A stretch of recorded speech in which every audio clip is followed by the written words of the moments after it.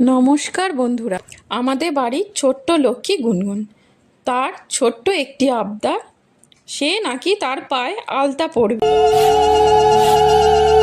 আলতা পরার পর ছোট্ট মা লক্ষ্মীর মতনই লাগছে।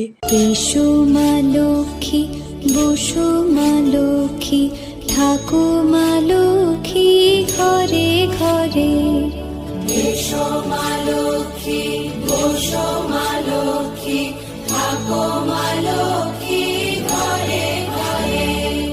গাছে থাকা ফুল ফলার মাঠে সোনার ধান, ও মা গাছে থাকা ফুল ফলার মাঠে সোনার ধান।